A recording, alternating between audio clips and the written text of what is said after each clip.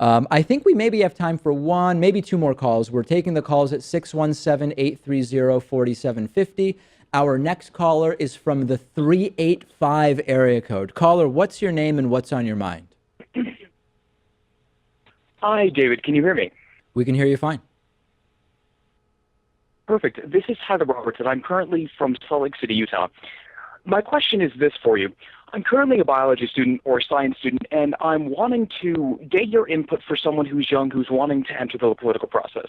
I'm only 20 years of age, but I was curious, what advice or what exactly would you suggest for someone who is wanting to enter politics in a red state to try and move for a more progressive agenda?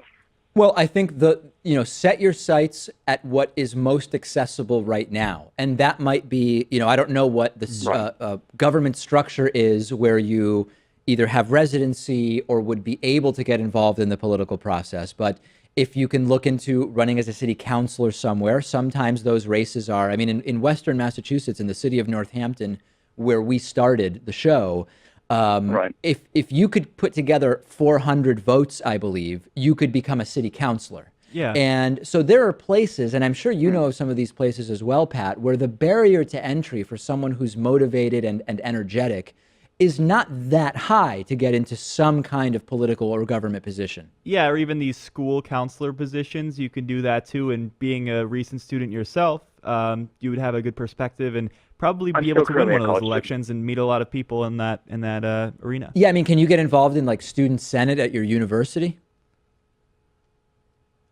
So I'm a student at Westminster College. It's a small liberal arts school, and I'm actually involved in the process in a few organizations, Democracy Now! And a few others that are trying to bridge party lines between Republicans and Democrats. So I am currently involved.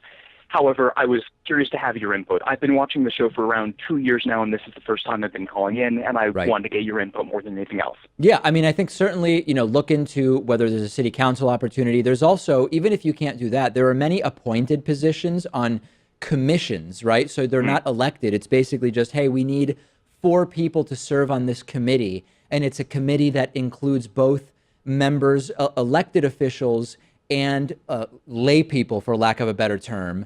And we work together, and it could be on a variety of different issues. That's an opportunity. Depending on the state you're in, being a state representative. That crazy anti-gay former Navy chaplain, Gordon Klingenschmidt, he got himself elected to the Colorado State House for one term, and that seemed incredibly unlikely. David Duke in Louisiana. Yeah, so I think there's a number of possibilities if you bring energy. That's an excellent point. And I know that there are probably other callers on the line, but could I ask you one other question? Quickly, please. Yes, by all means. Absolutely. I'll be as quick as possible. And then, obviously, being a science student myself, not the inability, but the lack of general understanding in any sort of science field, and I think the better issue that we can both agree on would be global climate destabilization, or for lack of a better term, climate change. What is in your view, and in Pat's view, the best way to try and initiate more of a scientific literacy in the local community and more abroad? Yeah, well, so you're asking more about the broader thing, which is why would anyone be against dealing with climate change as a human-influenced issue, given what the science says? And we've talked many times about how, due to a lack of both not critical... only with climate change. Not only with climate change, but you look at...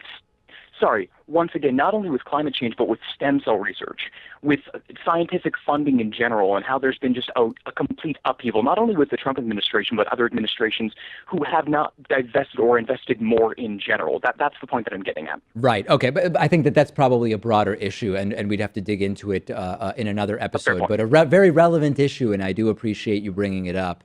And thank you sincerely for the phone call. On that note, we will wrap up calls for the week, go to a break, and then get to other stuff after the break.